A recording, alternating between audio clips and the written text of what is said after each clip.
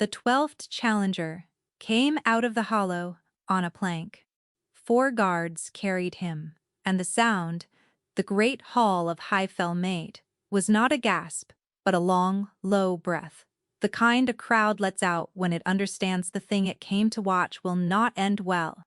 Sorrel stood against the servery wall with a pitcher of watered wine going warm in her hands, and she kept very still. Stillness was the first thing she had ever learned. Stillness was how a girl with a secret stayed alive.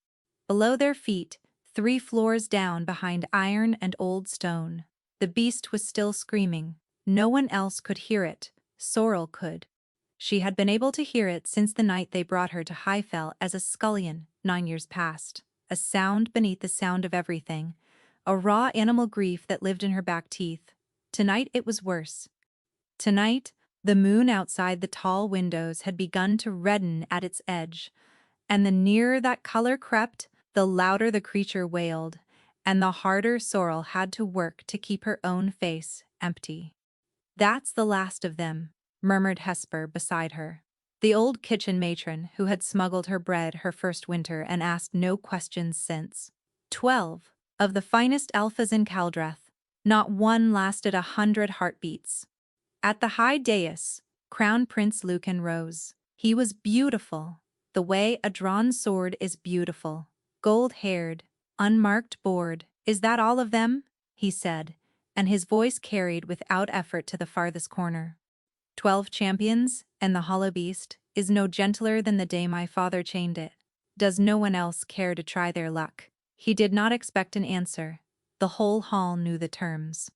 When the moon turned full and red, 3 nights hence, no more, the wards beneath Highfell would fail, as they failed every generation, and only a soul who could quiet the beast could bind them anew. 12 had gone down into the dark to master it by strength. 12 had come back broken, if they came back at all. There was no one left with the standing to go.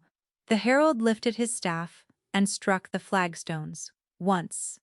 The sound rang up into the rafters. "If none will answer," he called, "the right is forfeit, and the keep is lost." He struck a second time. Sorrel's heart was slamming. She knew, with a certainty that frightened her more than the beast did, that she could quiet the thing below. It was the one thing in the world she could do. It was also the one thing she could never let a living soul see her do, because the last people who could do it had been dragged from their homes and burned, and she was the only one the fires had missed. The herald raised his staff for the 3rd and final strike. "Don't," she told herself. "You know what they do to your kind." The staff came down. Somebody jostled the servery line, a page shoving past for a better view, and the pitcher leapt from Sorrel's hands. She lunged, missed, felt the flagstones tilt up toward her, and a hand closed around her arm and set her back on her feet, as easily as righting a candlestick. It was a scarred hand. The wrist above it was ringed with an old burn, and when she looked up, she found a man watching her. Not the pitcher, not the spill, her. He was tall and dark and worn, a white scar splitting one eyebrow, and there was nothing bored in his gray eyes at all. She had seen him at the edges of the hall 100 times, and never once looked at his face. The warden, they called him. The king's shame. Nobody's favorite. "Careful," he said quietly. And Sorrel, who had spent 19 years being careful, who had swallowed her whole self 1,000 times to stay unseen, heard her own voice leave her body before she could stop it. "Let me try," she said. She had not meant to say it loudly. But the hall had gone silent for the herald's last strike, and the words dropped into that silence like a stone into a well. And every head in the great hall of Highfell turned to look at the serving girl who had spoken. Prince Lucan began, slowly, to laugh. The laughter spread like spilled oil, sliding outward until half the court had joined it, though most could not have said what was funny beyond the fact that the prince had shown them it was safe. A serving girl. Lucan came down 2 steps from the dais, the better to be seen enjoying himself. 12 of the finest alphas in Caldrith go into the hollow and come back ruined. And now the beast is to be gentled by what are you? A pourer of wine? I am no one, Highness. Sorrel's voice was steadier than she felt. That is rather the point. No one else has tried. A few courtiers tittered, uncertain now whether they laughed with the prince or at him. Lucan's smile thinned. Beside her, Hesper's fingers dug into her sleeve. Girl, the old woman breathed, get back to the wall. He'll have you whipped for the sport of it. But Sorrel could not go back to the wall. Something had come loose in her chest the moment the words left her mouth. Something she had held shut for 19 years, and she found she could not force it closed again. Below them, the beast had gone suddenly, strangely still. She felt the absence of its wailing like a held breath, and understood with a lurch of terror that it had felt her too, that it was listening. You mistake yourself. Lucan's humor was gone now. This is the king's right, decreed by the king's blood. I will not have the crown made a jest by letting a kitchen wench paw at a beast that has bettered warriors. Guards, take her out. Quietly. 2 guardsmen started forward. Hold. The word did not come from the dais. It came from the shadow at the foot of the great stair, and though it was not spoken loudly, it stopped both guards mid-stride. The scarred man stepped into the torchlight and the hall's mood shifted like a change of wind, unease threading through it. Warden, Lucan, said the word as though it tasted of something spoiled. This does not concern you. The right concerns every soul under this roof. Torin, for that was his name, though the prince would not use it, did not raise his voice. In 3 nights the wards fail. You have no challenger left. You have a girl who is offered where 12 men were carried out on planks. By your father's own law, any freeborn soul of Caldrith may attempt the hollow. You cannot refuse her. You can only be ashamed that you want to. The silence that followed had teeth. Lucan's jaw worked. He was a man accustomed to being agreed with, and being contradicted in his own hall had knocked something loose in him that he did not know how to set right. His eyes moved from the warden to her, and something ugly settled in them. The particular cruelty of a man who has decided to let another take the fall he does not want. At the edge of the dais, a woman in grey silk had gone very still. Lady Vespara, the prince's cousin, and his shadow in all things, had not laughed with the rest. She was watching Sorrel the way a cat watches a door it had believed was locked, and when she leaned to murmur something at the right master's ear, the old man's face turned the color of tallow. For the right master had marked what the laughing court had not. That, from the very moment the girl spoke, the beast 3 floors below had gone silent. In 40 years of tending the hollow, he had never once known it to quiet before the moon's turning. He opened his mouth as though to speak of it, then caught Lady Vesper's eye, and closed it again, and said nothing at all. Very well. It was Lucan who spoke now, spreading his hands, magnanimous, playing to the hall. Let it never be said, I denied the realm its champion. He smiled at Sorrel, and it was worse than the laughter. Go down, girl. Gentle the beast. And when it opens your throat, at least the court will have had its amusement, and no true warrior will have been wasted on the effort. He gestured. At the far end of the hall, the keepers heaved on the great chains, and the iron door to the hollow stair ground open, breathing up cold air that smelled of stone and old blood and something living underneath. Hesper was weeping silently now, still clutching her sleeve. Sorrel unpicked the old woman's fingers, one at a time, gently, and set her hand aside. She did not look at the prince. She looked, for one held moment, at the warden, at the grey eyes that had watched her, and not the spill, and found in them no pity at all, only that strange, still attention, as though he were trying to solve her. She could feel Lady Vespera's pale gaze following her the whole way, cold and considering, like a knife deciding where best to go in. Then she walked between the guards, and down the first cold step, and the iron door boomed shut behind her, and the light went out. The stair went down farther than the keep stood tall. Sorrel counted the turns to keep her fear on a leash. 19, 20, 21, until the steps ended at a low arch, and the hollow opened before her, a vast round pit of a chamber lit only by the sick red glow of the moon through a shaft far overhead. And in the center of it, chained at the neck and at each of its four legs, was the beast. It was larger than a plow horse. A wolf, or what a wolf might become if grief and moonlight were left to work on it for 100 years. Its coat, the gray of cold ash, its ribs standing out like the staves of a barrel, its eyes, two coals of pain. When it saw her, it heaved to its feet, the chains sang tight, and it screamed. This close, the scream was not a sound at all but a wall, a wave of raw animal anguish that struck her full in the chest and drove the air from her lungs. Any of the 12 would have drawn steel here. Sorrel did the opposite. She sank down onto the cold stone, folded her hands in her lap, made herself small and low and no threat at all, and she began, very softly, to sing. It was not a song with words, not in any tongue the court would know. It was older than that. It was the thing her mother had hummed over her cradle, the thing the fires had been lit to burn out of the world, and it rose in her throat now, after 19 years of silence, as though it had only been waiting.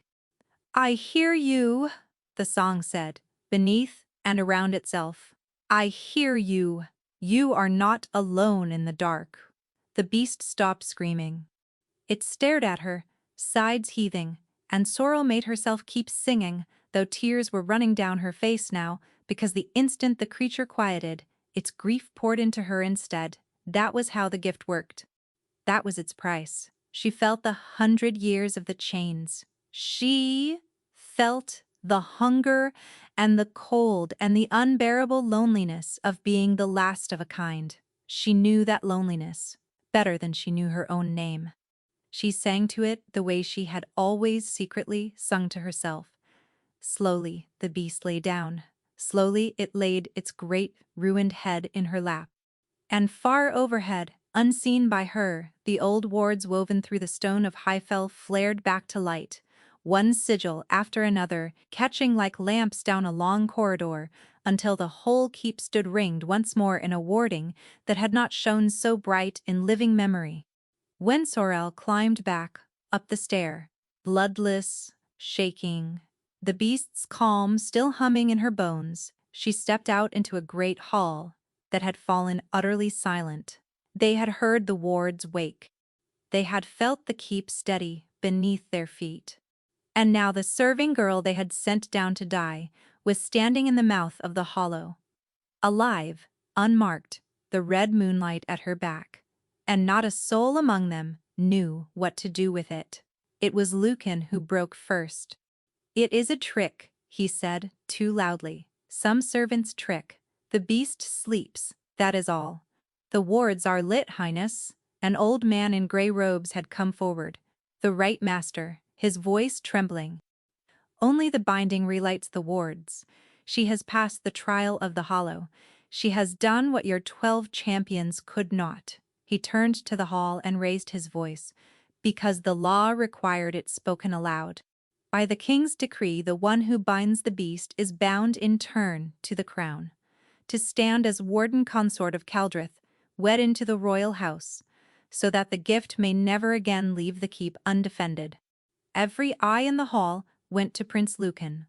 For one heartbeat, Sorrel watched her whole life reorder itself, saw herself lifted out of the servery, and set at the side of the golden prince, and understood, in the same breath, that she wanted no such thing and would be given no choice in it. Then Lucan laughed again, but there was no ease left in it. "You cannot be serious," he said to the right master. "Wed a scullion, seat a wine-pourer in my mother's chair?" His lip curled. "I would sooner cut off my own hand than let that creature call itself my wife. If the right must have a royal husband for it, let the right look elsewhere. I am the crown prince of Caldrith. I'll not spend my own blood settling the crown's debts." The gasp went round the hall like wind through wheat. But the right master only turned, wearily, as though he had expected nothing better, to the one other man of royal blood in the room. Then the duty falls to the next of the king's line, he said. Warden? Torrin did not laugh, and did not flinch. He crossed the hall to where Sorrel stood swaying in the doorway, and up close he was even more worn than she had thought, and his gray eyes moved over her face with that same still, searching care. You would be bound to me instead, he said low, for her alone. A scarred man the court would sooner forget, half a prince, and the wrong half. It is not the marriage they would have let you dream of. Sorrel looked at the prince still sneering on his golden step, and then at the kind, tired, ruined face before her, and found the choice was not difficult at all. I did not do it to marry a prince, she said. Something shifted in his eyes. Then he took her hand, and the moment his scarred fingers closed over hers, Sorrel felt it. Not the beast's grief this time, but his. A flicker of something old and buried, leaking up through the touch, and gone almost before she could catch it. Her breath stopped. In 19 years, her gift had only ever run one way. It had never once opened toward a living man. Torrin felt her go rigid. His brow creased. He leaned in, and what he murmured then was not for the hall, not for the law, not for anyone in the world but her. That song. His voice had dropped to almost nothing. I have heard it once before, a long time ago. His grip tightened, just slightly, and they told me everyone left alive who could sing. It was dead. For a moment Sorrel could not breathe. He knew. The one thing in all the world that could see her burned, and the scarred stranger, holding her hand, had named it in a whisper. Here, in a hall full of the very court that had lit the fires 19 years ago. She braced for him to raise his voice, to call for the guards, to trade her secret for a little of the standing this court forever denied him. Instead, Torrin closed his hand more firmly around hers, hiding. She understood a heartbeat later, the way her fingers had begun to shake, and turned them both to face the hall as though nothing had passed between them at all. The binding is witnessed. His voice went loud and level, pitched for the rafters. The right is kept, the keep is warded, for another turning of the moon, and whatever else this court wishes to quarrel over, it may quarrel on a full stomach. Right, master, set it down as done. And so, in 3 plain sentences, the warden gave Sorrel the one thing no soul in Caldrith had offered her in 19 years. Cover. Lucan did not stay to see it recorded. He swept from the dais, with Lady Vespera a half-step behind him, and the doors boomed at his back, and the court, cheated of its spectacle, began muttering, to disperse. They were wed that same night because the law would not wait and the moon would not wait, in the small stone sanctuary off the warden's tower, rather than the great hall. There was no feast, no throng of well-wishers, none of the pageantry the morning's crowd had promised. A scant handful stood witness by candlelight, the right master and 2 of his keepers, Hesper weeping into her apron, and a few of Torrin's grey-cloaked wardsmen, who watched their scarred lord with a loyalty the rest of the keep plainly withheld. Sorrel spoke the binding words in a voice that did not shake. Torrin spoke his, looking at her, steadily, the whole way through, not at the floor, not at the door, at her, and she found she did not know what to do with being looked at. Afterward he led her up the winding stair to the warden's rooms, high and spare and clean as soldiers' rooms, and stopped at the threshold of the bedchamber. It's yours, he said. The bed, the room, the bolt on the inside of the door. I'll take the outer chamber. He must have caught something in her face, because the corner of his mouth moved. You needn't look so braced. I did not claim you to collect on the marriage. I claimed you so. Lucan could not throw you back down that stair the moment it suited him. What happens beyond that is yours to decide, and no one else's, not mine, not the court's, not ever. Sorrel had spent her whole life reading rooms for danger, and she read him now and found none. It unbalanced her more than a threat would have. Why? She asked. You gain nothing by it? You've made an enemy of the prince and a jest of yourself. And for what? a wine pourer you never met. Torin was quiet a moment. Then he crossed to the narrow window and looked out at the moon, which had gone the color of a struck coal. When I was a boy, he said, before the scars, before the court decided what to make of me, I was sick near to dying one winter. There was a woman in the kitchens who sat with me through the worst of it. She sang. Not the songs the nurses knew, older ones, without words, that made the fever go quiet in my blood. He did not turn from the window. I never learned her name. Come spring, she was gone, and no one would say where. It took me years to understand that gone at this court has only ever meant the one thing. He was silent a moment, as though the boy he had been were standing somewhere in the room with them. She left me something, he said. A little carved thing, a wolf no bigger than my thumb, worn smooth by someone else's hands before it ever reached mine. I have carried it 30 years. I used to tell myself that was foolishness. He drew it out, then from an inner pocket, an old token of pale wood, the grain gone dark with handling, and he turned it once in the candlelight before closing his fist around it again. Tonight, I am less sure. Sorrel stared at his shut hand. She had seen a carving like that once, long ago, in a box her mother had kept high on a shelf, and let her hold only on the shortest, darkest nights, but the memory slid away before she could close her fingers on it, the way all her earliest memories did. Her heart had begun to pound. I have not heard that song since, Torin said. Not once until tonight. Out of a serving girl's throat, 3 floors above a beast no warrior alive could touch. At last he looked at her, and his gray eyes were not searching now. They were careful, almost gentle. So I'll not ask you what you are. I already know what they do to what you are. But you should know that in this whole poisoned keep, there is one man with cause to be grateful.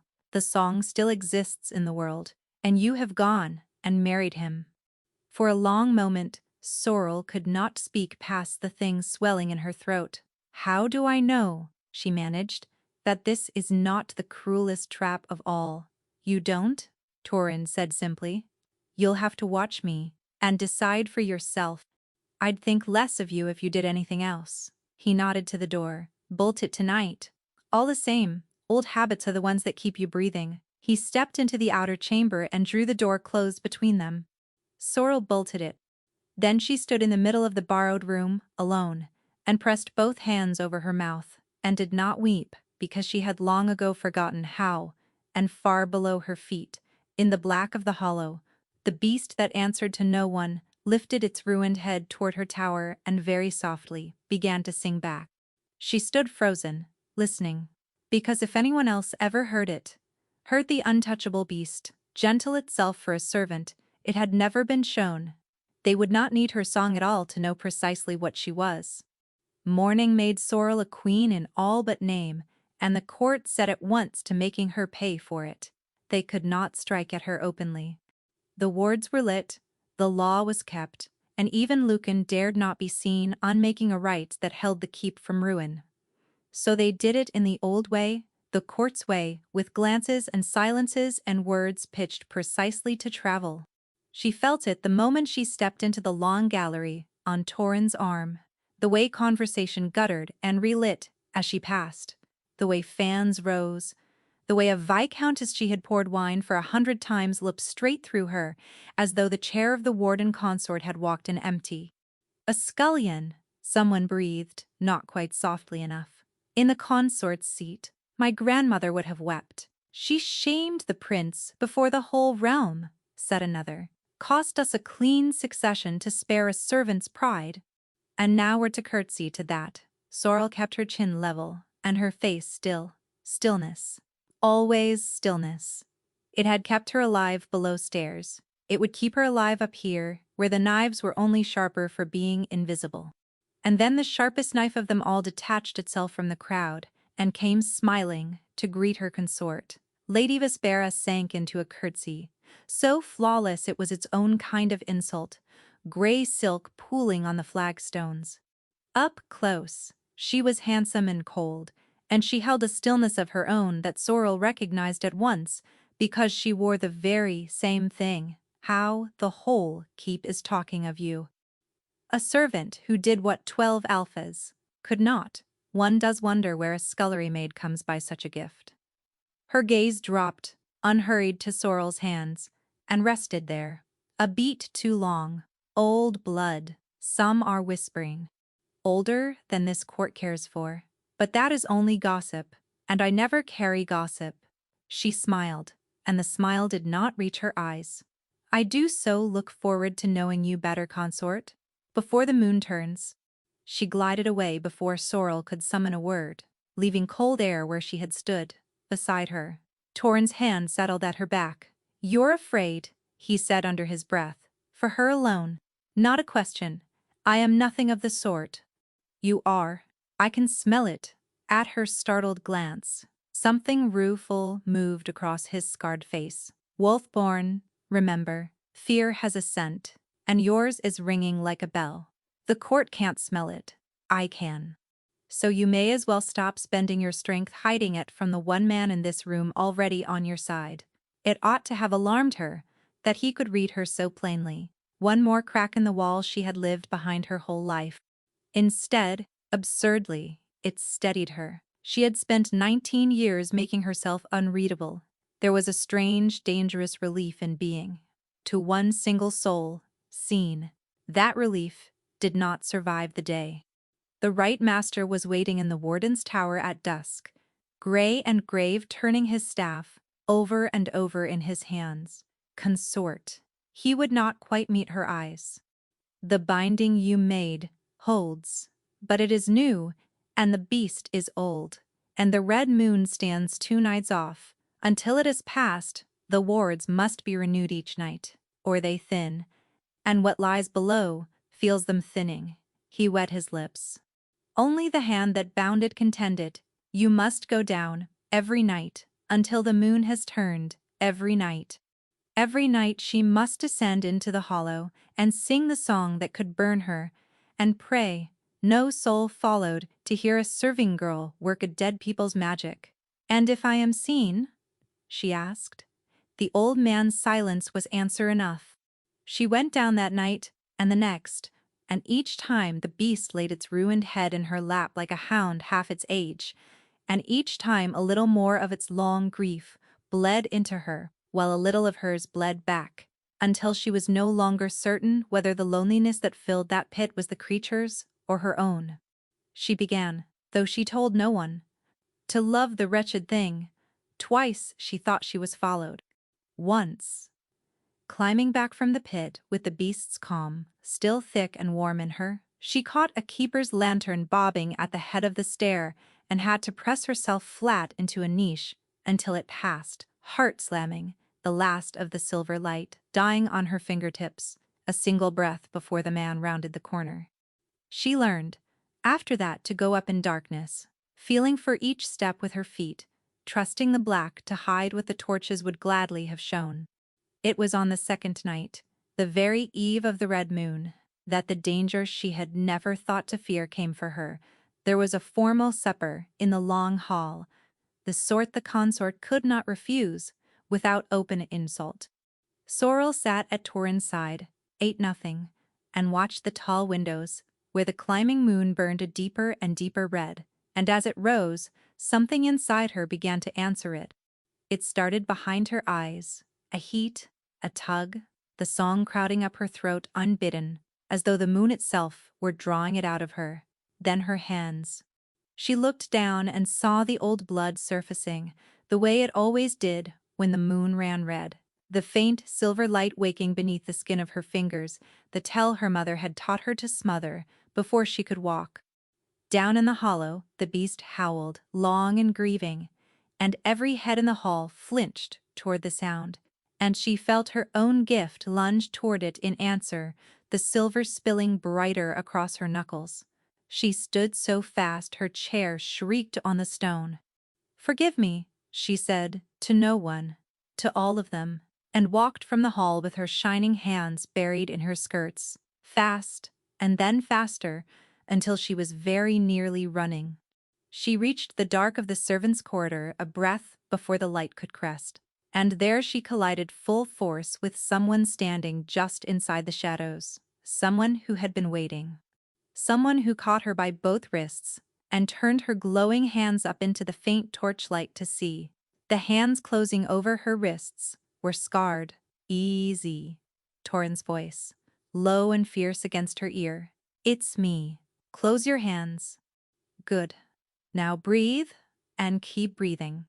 He drew her back into the mouth of a servant's alcove, out of the corridor's thin light, and folded both his hands over hers, swallowing the silver glow between his palms until only a faint warmth leaked between his fingers. Sorrel shook against him. The pull of the red moon still dragged at her, the song still crowding her throat, and it was his steadiness, more than her own, that coaxed the light to gutter and sink back beneath her skin. I have you, he murmured. It's passing. It's passing. When at last her hands were only hands again, he did not let go of them all at once. He looked at her in the dark, and she made herself look back and waited for the fear, or the disgust, or the cold calculation. So, he said softly, the red moon, that's what it does to you. Now you've seen it, she whispered. Now you know exactly what you married. I knew what I married in the great hall. His thumb passed once, roughly across her knuckles. This only tells me the court chose a worse night than they knew to make you dine with them. His gaze cut toward the end of the corridor, where torchlight had begun to move. Someone's coming. Stay here, in the dark, until your hands go cold. I'll pull the hall's eyes to the far end. Let them believe the consort has gone to her rooms unwell. He pressed her gently back into the shadow. Don't move. Don't sing. Whatever you hear. Then he was gone, unhurried, a scarred lord, strolling back toward the light, as though he had only stepped out for air. Sorrel folded herself into the cold stone and made herself small, the way she had always known how, and the torchlight she'd glimpsed resolved into two figures who stopped, of all the cursed luck in Culdrith, a bare few feet from her hiding place. She knew the voices before she saw the faces. Could not have gone better had I written it out myself, Lady Vespera. Low and well pleased. 12 alphas, Lucan. 12 of the strongest wolves in the realm, and not one could lay a hand on the thing, because it cannot be done by strength. It never could. The hollow was never a test of warriors at all. So you keep telling me, Lucan, sulky. You might have shared the jest before you made a fool of me in my own hall, and risk you playing it badly? No. A rustle of silk as she stepped nearer.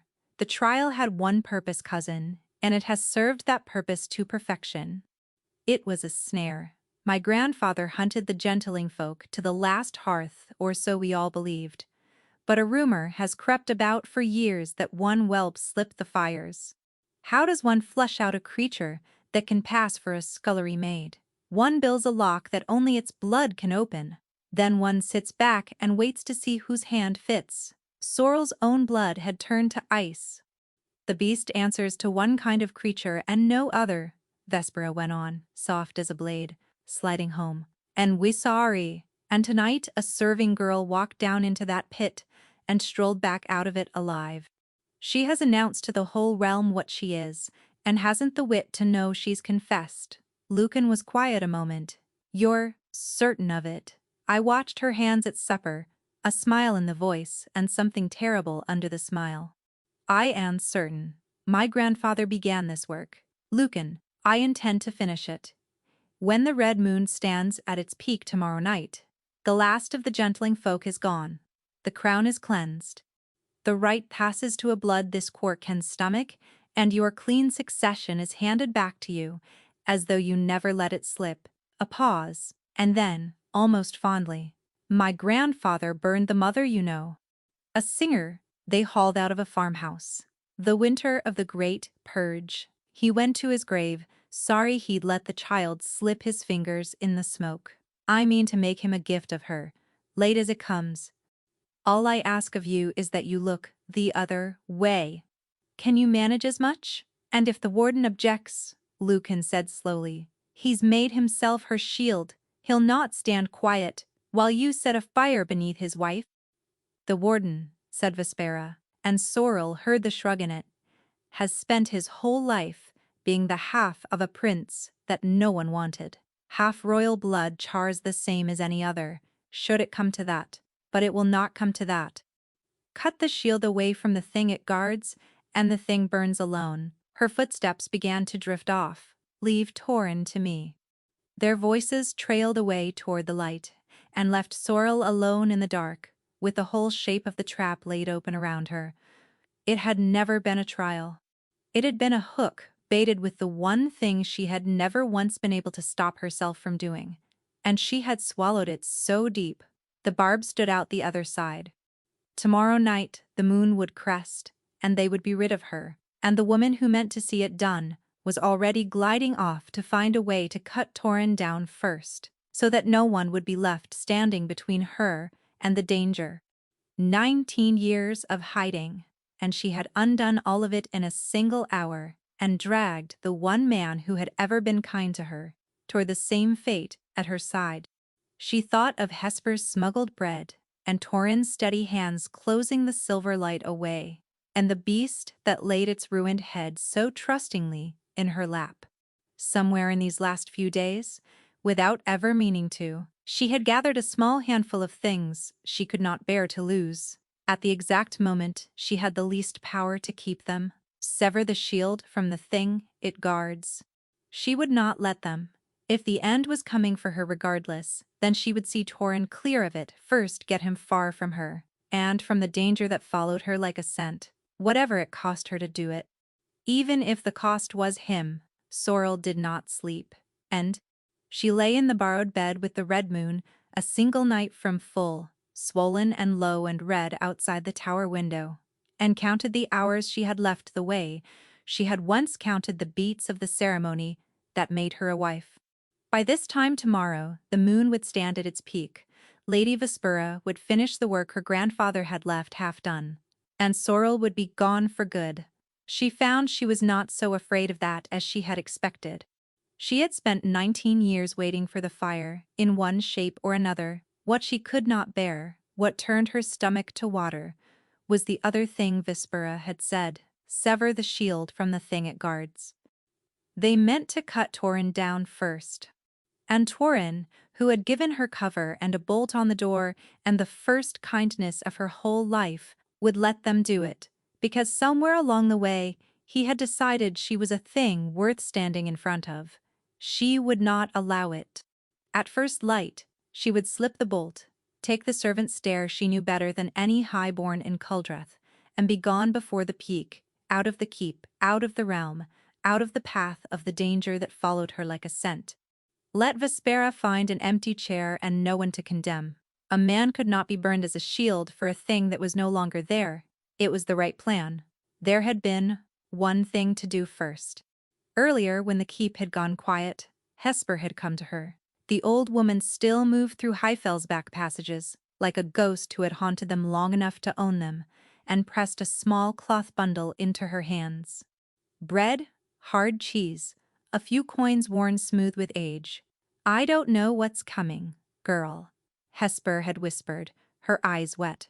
"But I've scrubbed these floors 40 years and I know the smell of it when the highborn start sharpening things. You've a look about you my own mother wore, the winter before the bad men came, through our valley. Whatever you mean to do it faster." She had taken Sorrel's face in her flower-rough hands. "You were the one kind thing in these kitchens. Don't you let them have you." Sorrel had held the old woman a long moment, memorizing her because she did not think she would see her again. And yet, some hours before dawn, she rose, and unbolted her own door, and crossed into the outer chamber where her husband slept. He was not sleeping either. He sat in the dark by the cold hearth, the carved wolf turning over and over in his scarred fingers, and when she stepped in, he went still. "You should be resting," he said. "So should you." She came closer, close enough to see the red moonlight lying along the ruin of his face, and found that all the careful words she had built on the stair had gone out of her. "Torin, if I had only one honest thing, just one, in a whole life, made of hiding, I think I would want it to be this." She reached out, and laid her palm against his jaw. The moment her skin met his, her gift opened, the way it had lately begun to open only for him, and his feeling poured up through the touch and struck her square in the chest, want, sharp, and deep, and long denied. And beneath the want, a tenderness so vast, it frightened her. He wanted her. Whatever the court said, whatever waited in her mirror, this scarred man wanted her with the whole of his battered heart. Then he closed his hand over hers, and lifted it from his face, and set it gently aside. "Not like this," he said. The words fell over her like cold water. "Like what?" she said. "Like a wife. I am your wife." Like a woman saying her goodbyes. His gray eyes searched hers, and there was something braced in them she could not read. "You've the look of someone settling accounts before she leaves. I'll not be a debt you clear on your way out the door, Sorrel. Not even if it's the last door there is." He drew a slow breath. "Go back, bolt your door, please." She stood, her palm still warm from his face, the memory of his longing still ringing through her, and she did not trust it, could not. 19 years had taught her precisely what she was worth to people who looked at her by daylight, and one bright flare of feeling, through a gift she barely understood, could not stand against all of that. She had imagined it. She had wanted it so badly. She had conjured it out of the dark. He had felt her reach for him, and he had, gently, kindly, in the very nicest way there was, said, "No." "Of course," she said, and her voice came out flat and still. The servant's voice she had worn for 19 years, the one that gave nothing away. "Forgive me, my lord, I forgot myself." Sorrel.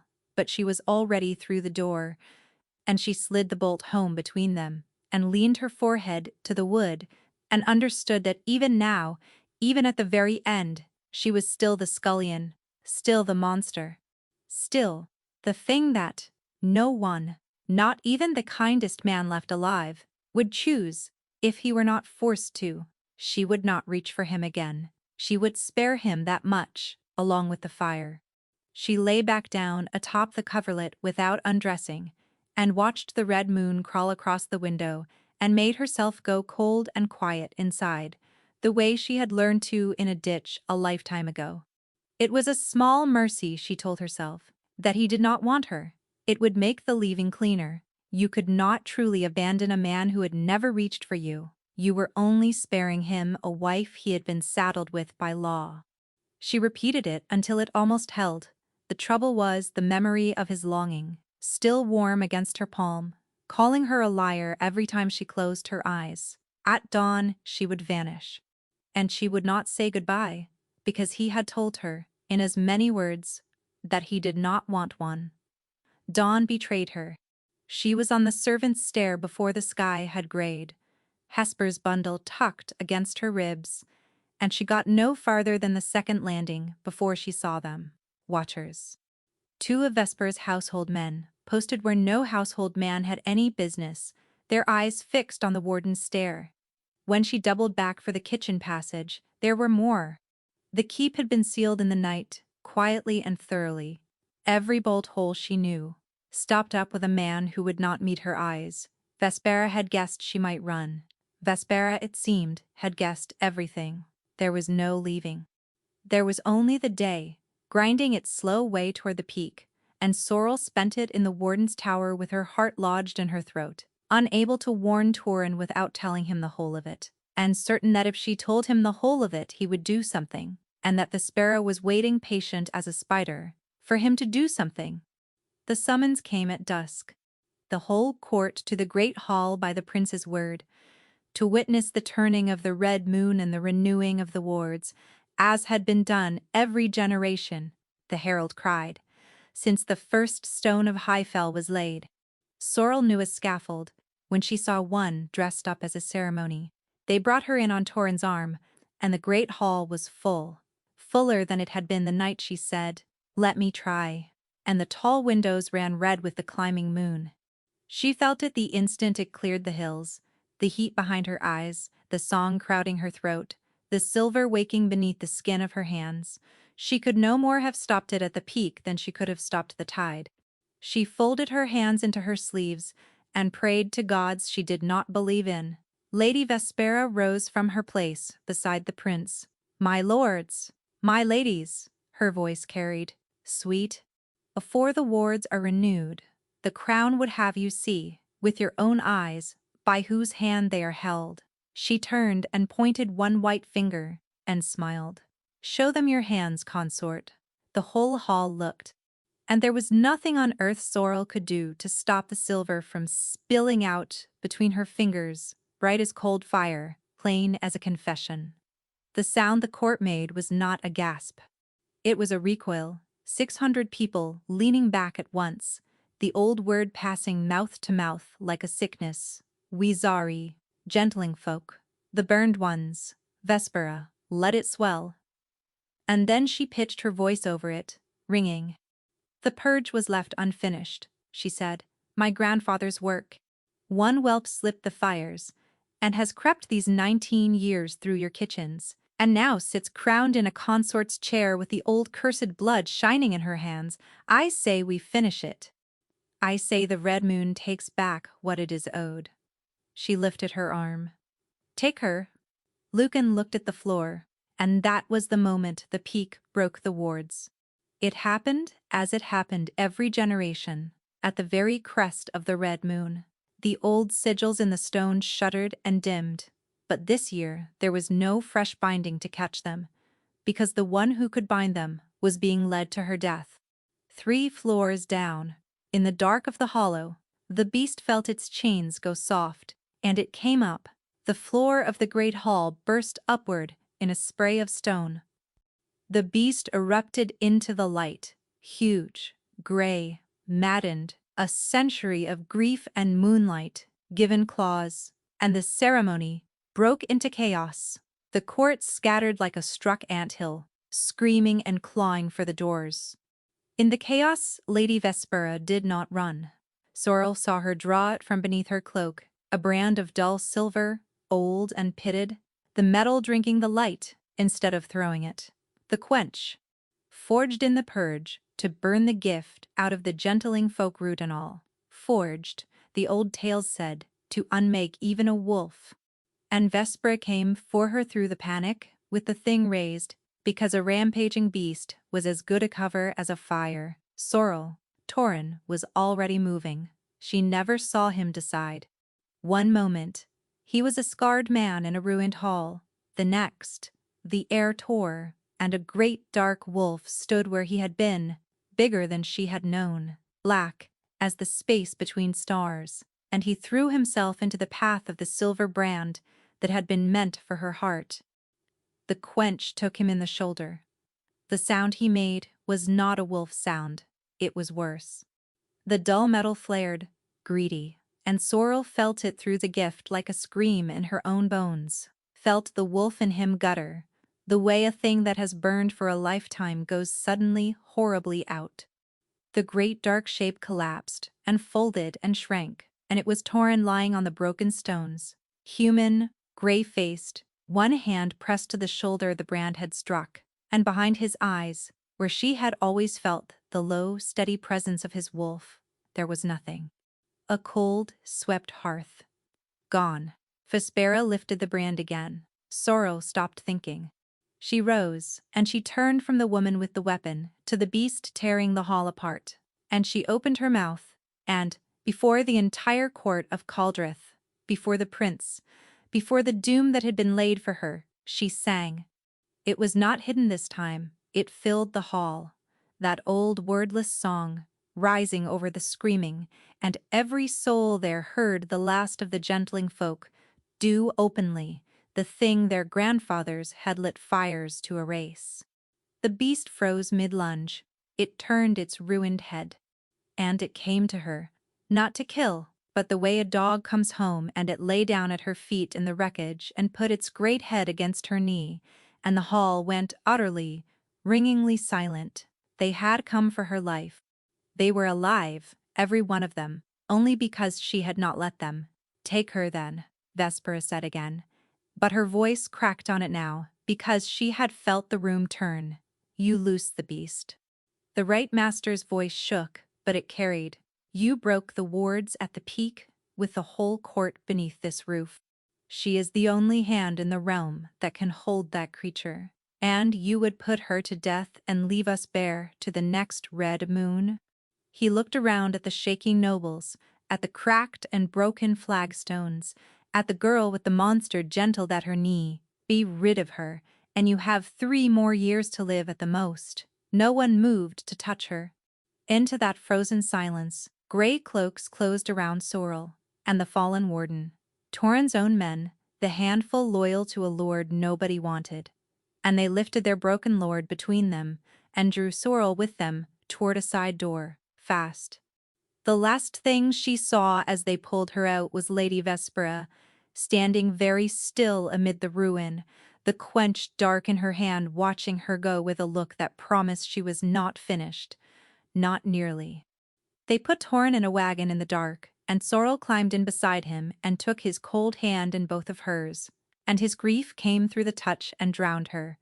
Not the pain of the wound, but the vast echoing silence where his wolf had been. He did not weep. He only stared at the wagon's boards, hollowed out, and would not look at her. She held his hand the whole night. And somewhere on that black road, listening to the absence roaring through him, Sorrel finally understood the truth of the night before, that when he had said, "Not like this," it had never once been distaste. It had been a man refusing to take a thing he was already braced to lose. She had misread him entirely, and it had cost him his wolf to show her. The March Holt of Greywater sat at the far grey edge of Caldrith, where the moors ran down to a cold sea, and the wind never fully stopped, a squat old keep of black stone that Torrhen held in the crown's name, and that the court, in 19 years, had never once troubled to visit. It was the loneliest place Sorrel had ever seen. She loved it at once. They had come, ostensibly, so the warden might recover from his wound, and the matter of the consort be decided at leisure, which was the right master's careful way of saying out of Vespera's reach. While the court remembers, it needs you. Torrhen's grey cloaks held the walls, and within them, for the first time in her life, Sorrel was not hiding from anyone. She could not say the same for Torrhen. The wound in his shoulder healed clean, but the wound the quench had left behind did not. An alpha without his wolf is a man with a room walled up inside him where a fire used to burn, and Torrhen moved through his own keep like a guest in it. He thanked the servants. He made no complaint. He did not look at the moor he had once run on 4 legs under the moon, and he did not, if he could help it, look at Sorrel, as though the sight of her were the receipt for what he had spent. She did not pity him. She had been pitied her whole life, and knew exactly how little it was worth. Instead, she did the harder thing. She partnered him. She sat across from him at the long table, and made him argue with her about the running of the Holt. She walked at his slow pace along the walls. She refused, gently and utterly, to let him become a ghost in his own house. The days at Greywater found a rhythm of their own. In the mornings, she brought him the Holt's accounts, and made him quarrel with her over grain and grazing until the arguing put a little color back into his face. In the afternoons, she learned the keep, its cold larders, its salt-scoured walls, the one warm kitchen where the handful of servants had stopped being frightened of her by the second day. Because it is hard to keep fearing a queen who rolls up her sleeves and scrubs a pot at your side. In the evenings, they sat by the one good fire and did not always speak and did not always need to. She found in those quiet evenings that her gift had gone on opening toward him, whether she willed it or not. She no longer had to touch him to know his moods. The gray flatness that came over him at dusk, when the moor called and he could not answer it. The small, startled warmth when she laughed. She said nothing of it. It felt like reading letters someone had left unsealed. She only wished, more and more, that he would let her write back, and on the 9th day, she gave him the only gift she had. She led him out onto the moor at dusk. He came, because she did not ask, only held out her hand until he took it, and she sat him down in the heather with the cold sea booming below, and she began, very softly, to sing. not to a beast this time. To the moor. They came out of the gorse and the failing light, one by one. A hare, ears, flat. A red fox that should have known better. 3 deer stepping delicate down the slope, and birds, so many birds, settling on the stones around him, on his shoulders, in the grass at his ruined hands. The whole living moor drew in around the wolfless man and did not fear him, and for a while, in the middle of it, Torin was not alone in the silence anymore. Sorrel watched his face come apart and put itself back together. She watched him lift one scarred hand and let a bird step onto his finger, and she watched a thing that was almost the wolf move behind his eyes. Not the wolf, but the belonging the wolf had given him, handed back to him for an hour by a girl who could call the wild to heal. He did not thank her. He turned his hand over, very carefully so as not to startle the bird, and folded his fingers around hers instead, and held on. "I told you my history once," she said, into the quiet. "The short of it? I think you should have the rest." And she gave it to him. The farmhouse at the valley's end, the mother who hummed the old songs, low so the neighbors would not hear, the winter, the riders came through with torches and a list. She had been small. Her mother had put her out the back window into the snow with a single instruction: be still, be quiet, be no one, and Sorrel had lain in a ditch in the cold, and been no one while the farmhouse burned, and she had been being no one ever since. Until a beast screamed under a keep, and she opened her mouth in a crowded hall, and stopped. Torin listened to all of it, without once letting go of her hand. "The woman who sang to me as a boy," he said at last slowly. "I have wondered, these last weeks." He reached into his coat and drew out the little carved wolf, pale wood worn dark, and turned it in the last of the light. "She left this behind. I have carried it 30 years, and never known why it mattered so. There." Sorrel looked at the small worn thing and something turned over in the deep of her memory. A box on a high shelf, a short, dark night, her mother's hands closing hers around a smooth, cool shape. And then it was gone again, the way it always went, just out of reach. "May I?" she asked. He set it in her palm. It was warm from his pocket. It fit her hand as though her hand were the one it had been carved to fit, and she could not, for the life of her, say why. She turned it over once, and felt the ghost of that lost memory brush past again. Nearer this time, near enough that her breath caught. And then it slipped away into the dark where all her earliest years had gone, and she gave the little wolf back to him because she did not quite trust her own hands with it. "Keep it safe," she said. "It has come a long way to still be whole." She did not know, then, how much truer that was than she meant it. Below them the sea went on breaking, and the light died, and neither of them moved to go in. It was 3 mornings later that the rider came up the moor road from the south, driving his horse hard, with the right master's seal on the letter in his bag. The letter was long, and the rider was saddle-worn, and it took Sorrel 2 readings in the cold hall of Greywater before she could make herself believe it. The court had turned, Vespera had overreached, and the overreaching had ruined her. She had loosed a maddened beast into a hall packed with 600 nobles at the height of the red moon, and a great many of those nobles had seen the beast run wild through their own friends and kin.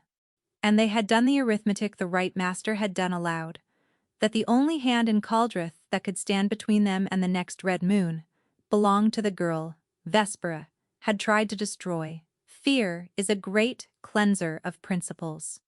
Overnight the court that had recoiled from the Wysari in Sorrel's hands discovered it could not do without her. Vespera's allies melted away.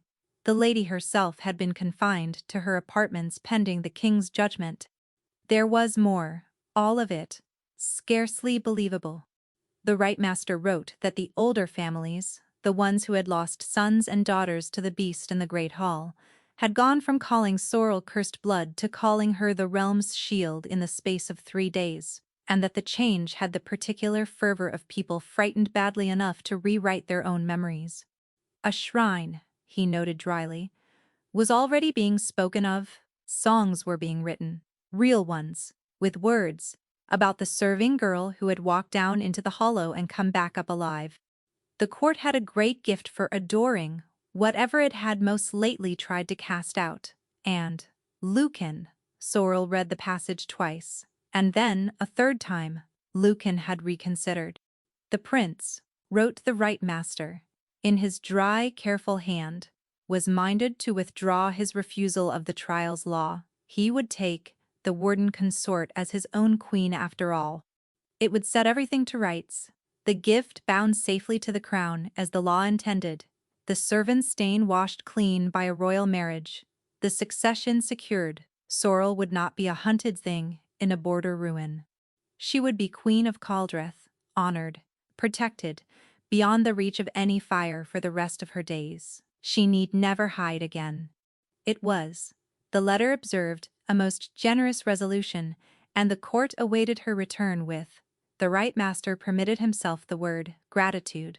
He had appended in a smaller hand at the very foot of the page a single line that was plainly no part of the court's message, and had cost the careful old man something to set down. You need not decide with your heart, consort, but you should know the beast has not eaten since you left, and I do not believe it is only the wards you have bound. Whatever you choose, choose it whole. Sorrel read that line 4 times. It was the only part of the letter that seemed to remember she was a person, and not a resource the realm was glad to have found again. Sorrel stood in the cold hall and felt something enormous rise in her chest, and it took her a foolish moment to recognize it as joy. Safe, she turned the word over and could not get to the bottom of it. Never to lie in a ditch and be no one. Never to smother the silver in her hands at a supper table. Never to flinch at the smell of smoke. A crown, and a throne, and a whole realm that would bow its head and thank her, instead of reaching for the fire. Everything her mother had died, to keep her alive to have, the very place a golden prince had refused her, to her face, in a crowded hall, offered back to her now, freely, with gratitude, as though the world had at last decided she was worth keeping. She thought of the ditch. She had been 6 years old and the snow had come up through her clothes, and she had lain there being no one, while the only home she had ever known burned orange against the sky, and the smell of it got into her hair and never fully left it again. She thought of 19 years of stone floors, and swallowed words, and the endless daily labor of being unremarkable. She thought of her mother's last instruction, be still, be quiet, be no one, and of how completely she had obeyed it, how thoroughly she had vanished, how small she had made herself, so that an entire kingdom could look straight through her for 2 decades and never once catch her eye. And here, in a dry letter under a right master's seal, was the world telling her she need never be small again, that she could be seen and safe in the seeing. That the very thing she had hidden her whole life could be worn out in the open. Honored, set upon a throne. It was not nothing. It would be a lie to pretend it was nothing. For one long dizzy breath she stood in the cold hall of Greywater and let herself have it, the crown, the safety, the endless not hiding, and her eyes stung with how badly some small, starved corner of her had always wanted exactly that. Then she looked up and saw Torrens' face. He had read it over her shoulder. He was very still, stiller even than usual, the stillness of a man holding something heavy so it would not show, and when he met her eyes there was no surprise in his at all. Only a kind of grave, settled grief, as though he had been waiting for this exact letter since the night he pulled her glowing hands into the dark, and was almost relieved that it had finally come. For a moment neither of them spoke. The sea boomed under the walls. She wanted absurdly for him to fight, to close his scarred hand over the letter and crush it, to tell her she was already exactly where she belonged, to be, for one moment in his whole self-denying life, selfish. She would have stayed for that. She would have thrown the crown into the cold sea and stayed for a single selfish word. He gave her the opposite. Well, he said quietly, there it is. He nodded at the page in her hands, and his voice did not shake, and that was somehow the worst of it. You should take it, Sorrel. You should take it, and never look back. You should take it, he said again, gently, when she only stared at him. Take it. Sorrel's voice came out strange. You are telling me to go and marry Lucan. I am telling you to go and be safe. Torrin rose from the table slow, with the stiffness the wound had left, and crossed to the narrow window with its gray square of sea. Think before you answer with your heart. A crown, freely given, and earned 10 times over, which is more than any king in that hall can say. A whole realm's protection, an end to the ditch and the smoke and the smothered hands. He set his own scarred hand flat against the cold stone. I have carried the fear in your scent for weeks, Sorrel. I have smelled you flinch at every corner of every hall your whole married life. Lucan can make that stop.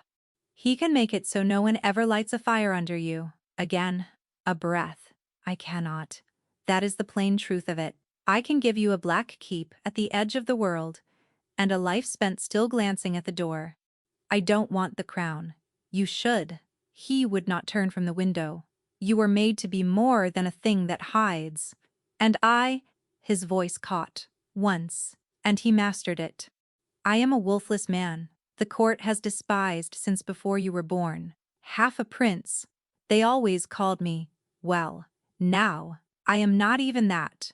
I have nothing left to shield you with, and a woman ought not to bind her whole life to a broken shield.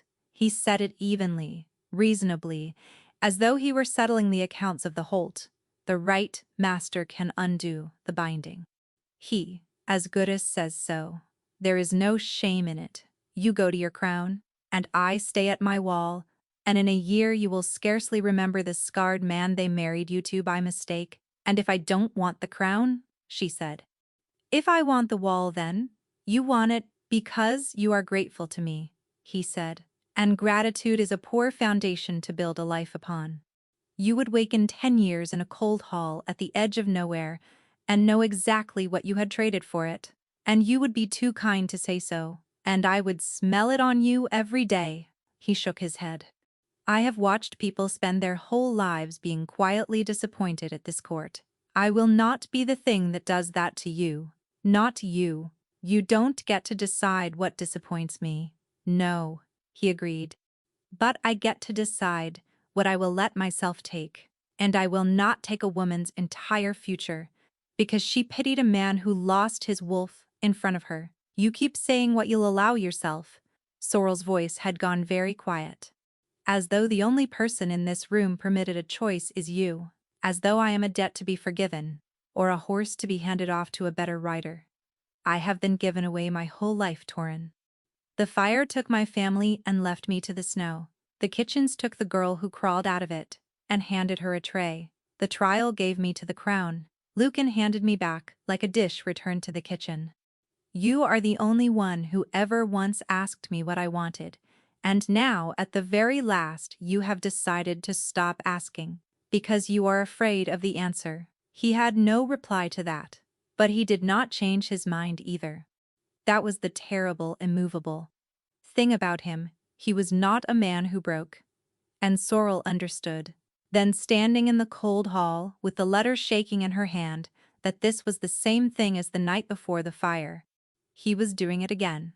He was refusing her again, not because he did not want her. She knew that now. She had felt the truth of it pour through her own gift, but because he had decided, somewhere in the ruin of himself, that wanting her was a thing he had no right to.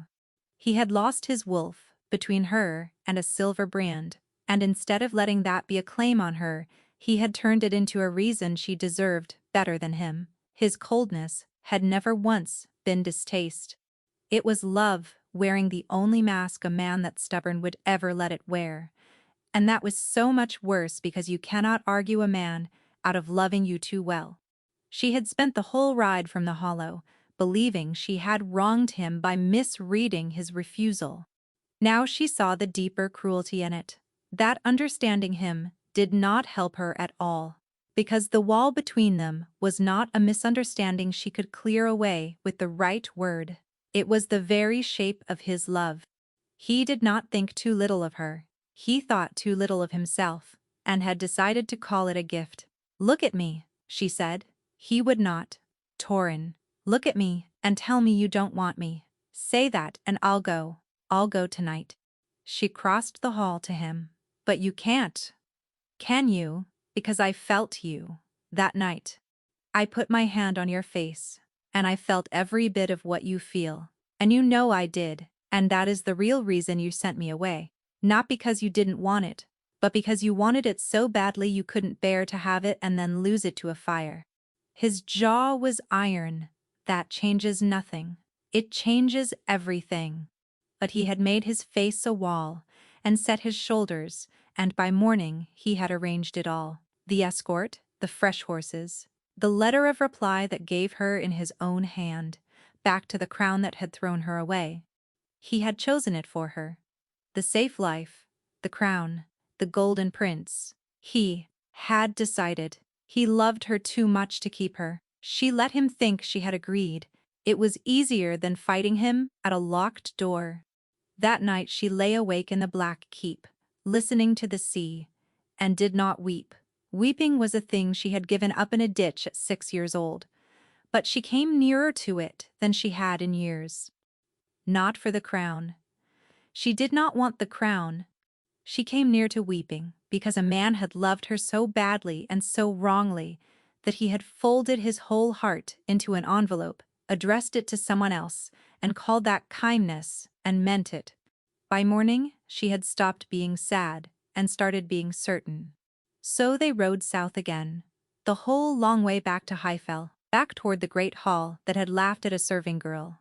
And Sorrel sat silent the entire road, and let Torin believe he had given her away, and did not tell him the one thing she had decided somewhere on the cold moor with a carved wolf warm in her hand.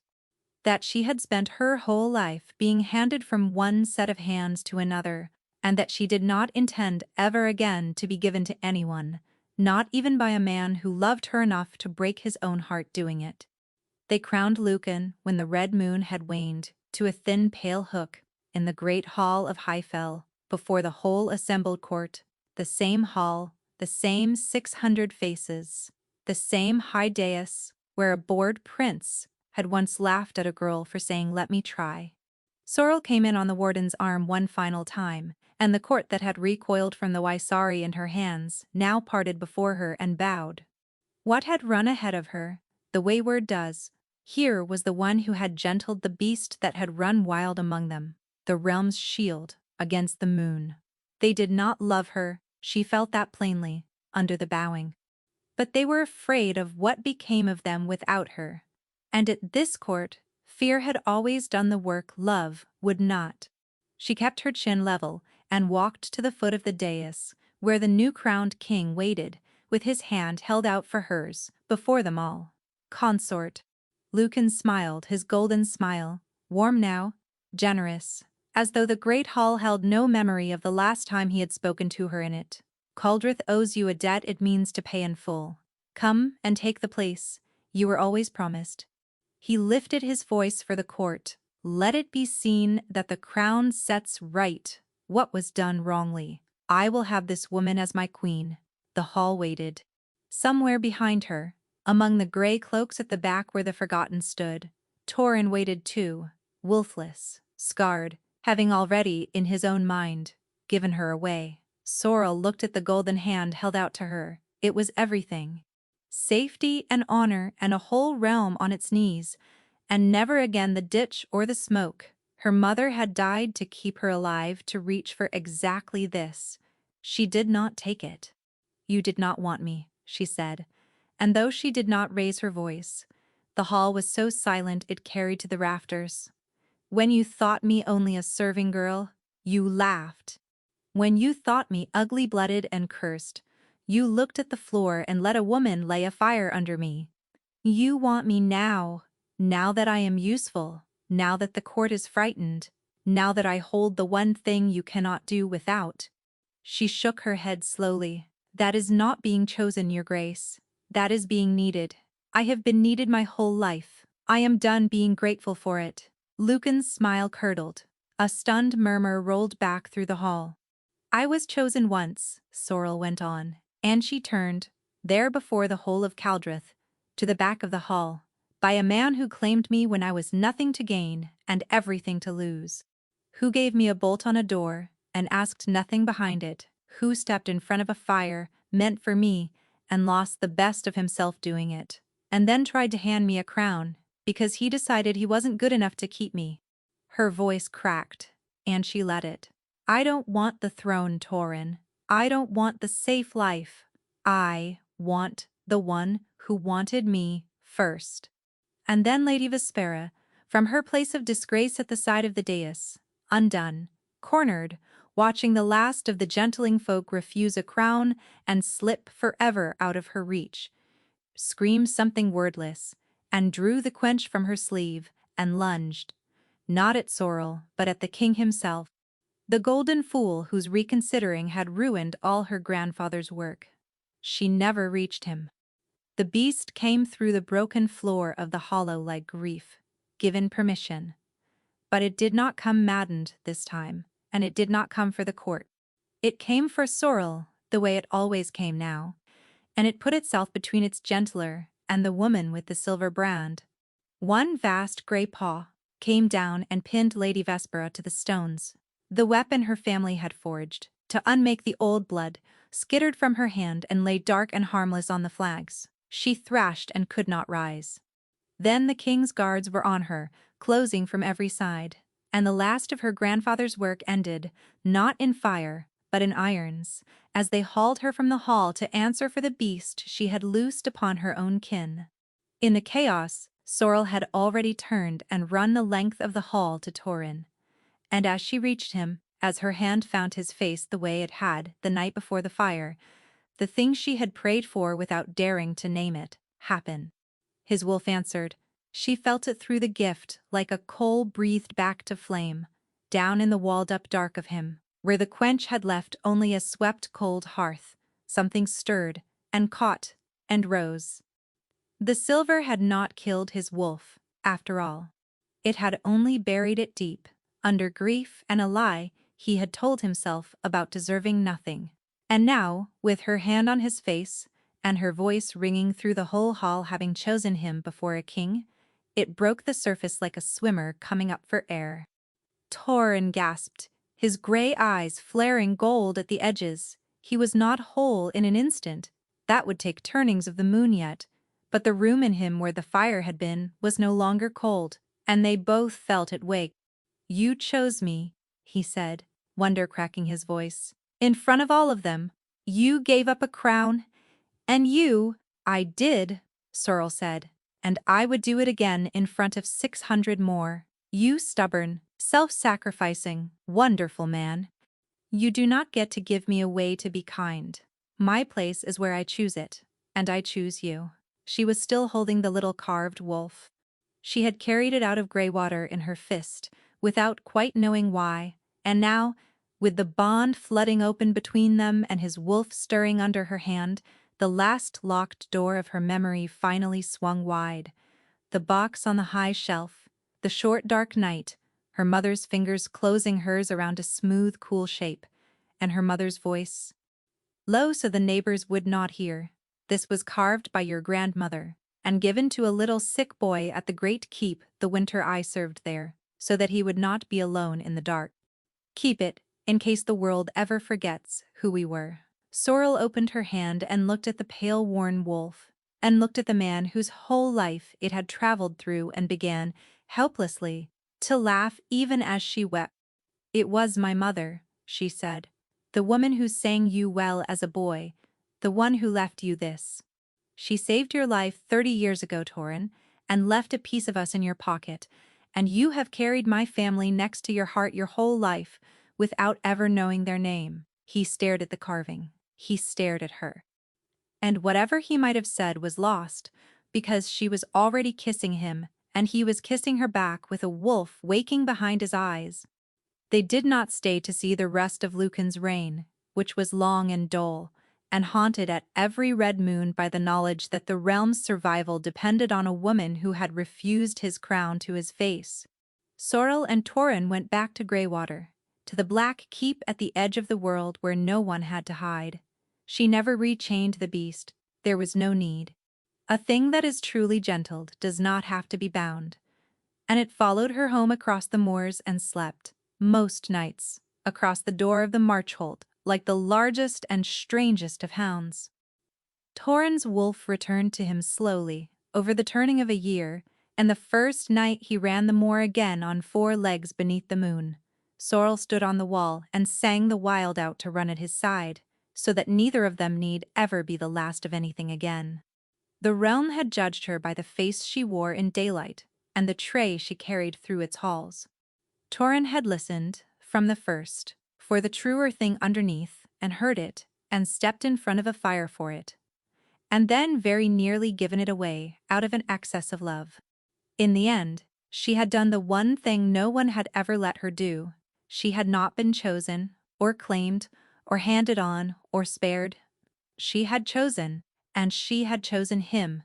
Do you think Torin was right to try to hand Sorrel the crown and the safe life a noble sacrifice, or was he a fool for deciding he wasn't worthy of her? Tell me in the comments. I'd love to know what you would have done. And I'll see you soon for another story.